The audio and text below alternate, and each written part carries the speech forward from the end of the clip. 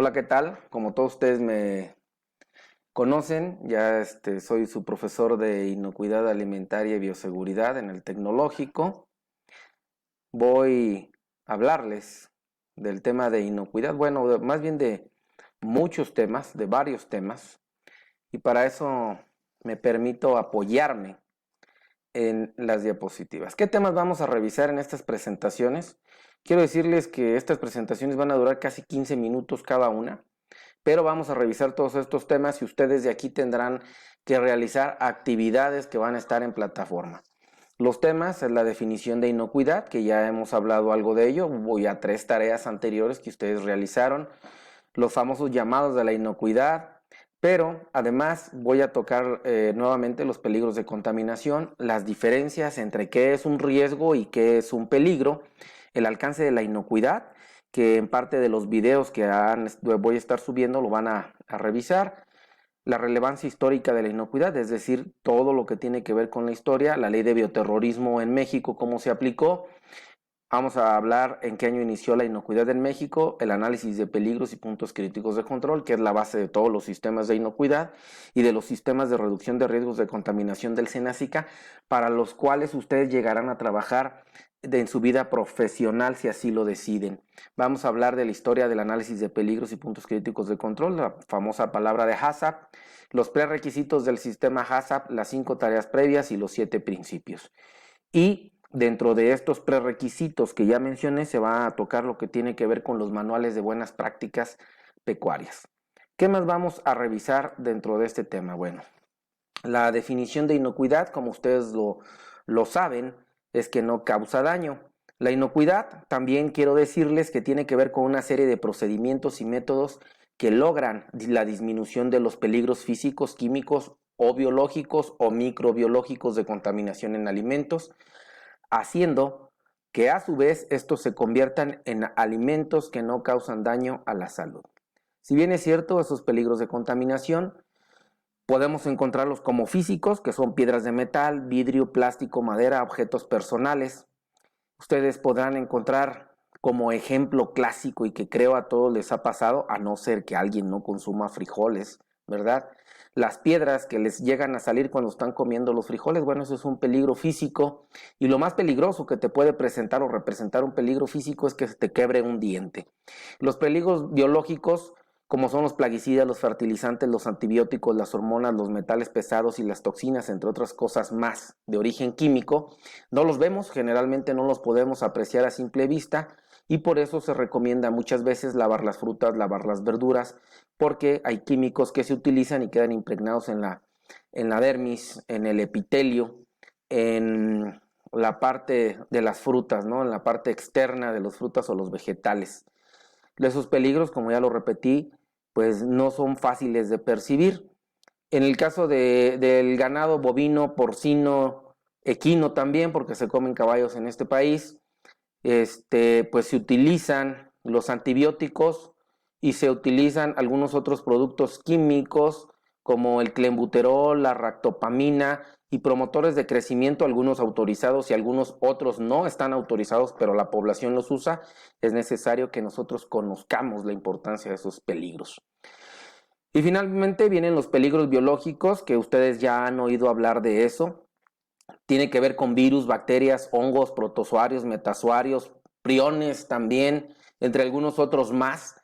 Entonces, sí es interesante, ¿no?, hacer una revisión a profundidad, porque muchas veces podemos hablar de un peligro biológico o microbiológico en el claro ejemplo de un huevo de gallina, un huevo para plato, pues puede estar contaminado con una bacteria que es salmonela, o al momento de lavar las verduras o las frutas, si nosotros no tenemos una limpieza constante en los tinacos de agua, pues podemos tener la bacteria de Shigella, que también causa algunas diarreas, entre muchas otras más. Así bien, estos son los peligros de contaminación, no se les olvide, físicos, químicos o microbiológicos.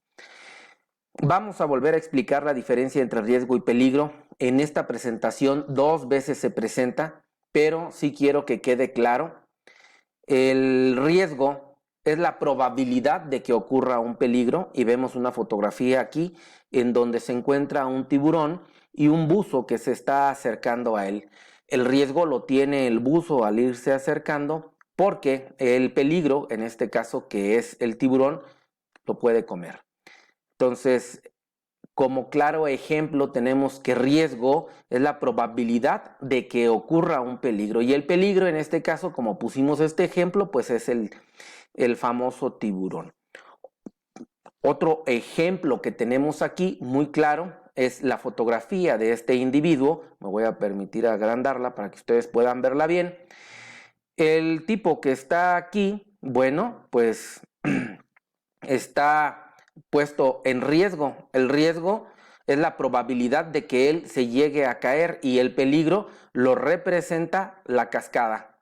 Entonces, nosotros hasta este momento conocemos, después de esta explicación, la diferencia entre riesgo y peligro. Los peligros en la inocuidad alimentaria suelen ser físicos, químicos o microbiológicos o biológicos, y el riesgo es la probabilidad de que algún peligro de ese tipo entre a la cadena alimentaria.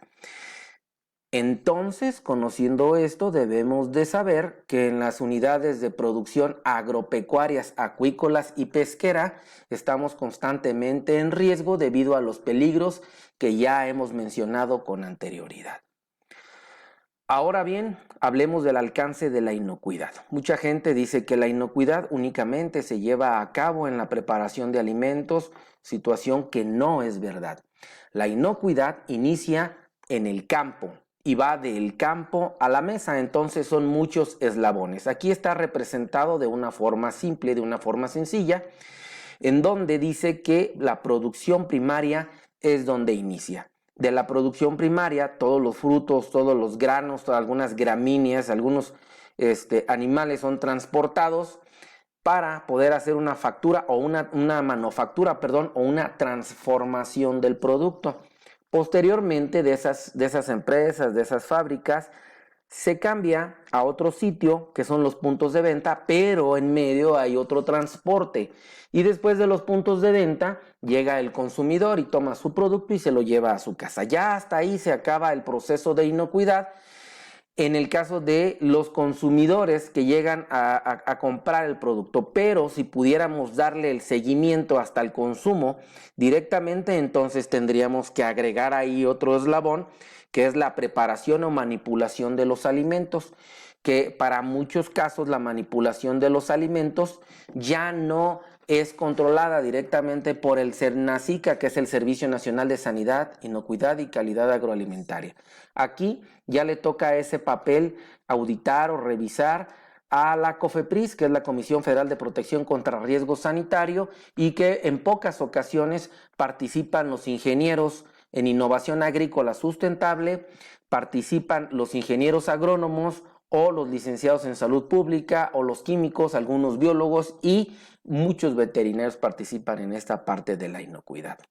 Si bien es cierto, la producción primaria, que son esas unidades de producción vegetal o animal, deben de tener las buenas prácticas agrícolas, las buenas prácticas pecuarias y una palabra que sale de los prerequisitos que son los POES, los procedimientos operativos estandarizados de sanitización, que aquí en esta presentación, a lo largo de todas estas presentaciones, haremos varios ejercicios para que ustedes puedan conocer cómo se desarrolla. Además, hay políticas de calidad que se hacen para que podamos engarzar la actividad de un producto inocuo y un producto con calidad. Ustedes en sus trabajos que entregaron ya habían mostrado en más de alguna ocasión que confundían la palabra inocuidad con calidad. Bueno, en este momento lo voy a aclarar y más adelante también lo tendré que comentar. La calidad tiene que ver con las características específicas de un producto, ya sea tamaño, color, peso, textura, olor, sabor, etcétera, etcétera, etcétera. Entre muchas características más definidas por el comprador o por la persona que estandariza un proceso para poderlo vender. Y la inocuidad es un producto, ¿sí?, que no causa daño. ¿Puede haber productos que tengan mucha calidad pero que no sean inocuos? Sí. Ojo con eso. Entonces, nuestra producción primaria, como lo vemos aquí en la diapositiva, debe de sufrir un transporte y después una transformación. Aquí vemos las gramíneas que son llevadas a tolvas o a molinos en donde se tienen que procesar para preparar alimentos para el consumo animal. Y algunos otros vegetales, frutos, que son llevados a otro lugar para procesarlos, a lo mejor los enlatan y después ya los pueden vender, ya sea verduras o frutas.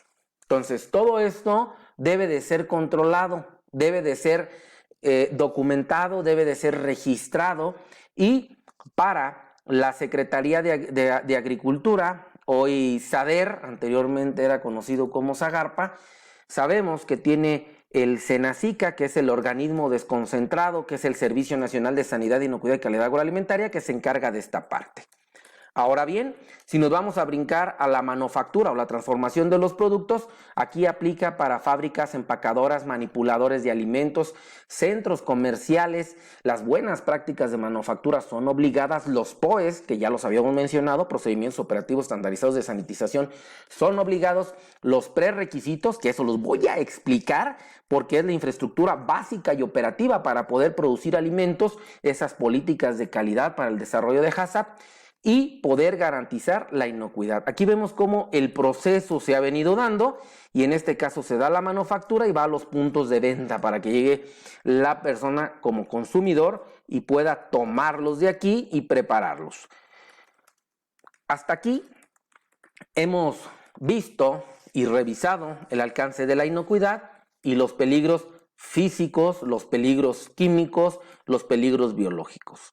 También hemos revisado la diferencia que hay entre un riesgo y entre un peligro, que son cosas distintas. Y ya mencioné también qué es la inocuidad y cuál es la diferencia entre inocuidad y calidad. Como mero ejemplo, podemos hablar de un sándwich hecho con inocuidad de este lado y uno trabajado nada más con calidad pero sin inocuidad. ¿En qué consiste el ejemplo? En que podemos tener dos panes, ¿sí? El pan de la calidad es el mejor pan, con mejor color, con mejor olor, con mejor textura, pero es un pan contaminado con químicos. Y tiene su mayonesa, tiene su jitomate, tiene su jamón, tiene su lechuga, pero todo eso nunca fue controlado con buenas prácticas y entonces se encuentra contaminado con químicos. Y además, quien lo preparó era una persona que tenía salmonelosis y que no se lavó las manos. No hay buenas prácticas, no hay programas de prerequisitos para las tareas o actividades de higiene. Pero el sándwich tú lo ves y te gusta. Por el color, por el tamaño del jitomate, por la rebanada de jamón. Y es de calidad, porque la calidad cumple con parámetros. Pero por otro lado tenemos a lo mejor un sándwich en donde este sándwich tiene un pan de caja artesanal, pero se ha cuidado el proceso de inocuidad, libre de contaminantes físicos, químicos y microbiológicos. Y tiene su mayonesa, y tiene su jamón, y tiene su lechuga, y tiene su jitomate, pero todo eso fue trabajado bajo las buenas prácticas agrícolas y hay sistemas de reducción de riesgos de contaminación, y el jamón fue trabajado con manuales de buenas prácticas pecuarias, ¿sí? En donde se aplicaron los prerequisitos. Y entonces a lo mejor a la vista los comparamos uno con otro y tú eliges al de calidad porque lo ves mejor, pero no sabes, no puedes conocer la inocuidad. Entonces, si tú te comes el de calidad, pues te vas a enfermar porque tiene peligros de contaminación.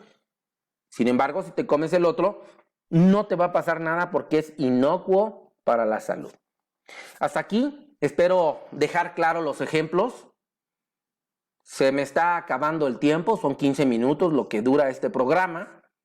Entonces yo me despido de ustedes, vamos a continuar, voy a subir muchísimos más videos sobre todos estos temas que ya les mencioné al principio. El siguiente tema tiene que ver con la relevancia histórica de la inocuidad y hablaremos de la historia de la inocuidad y qué fue lo que pasó, cómo pasó, por qué pasó y qué es lo que se hizo, qué se está haciendo.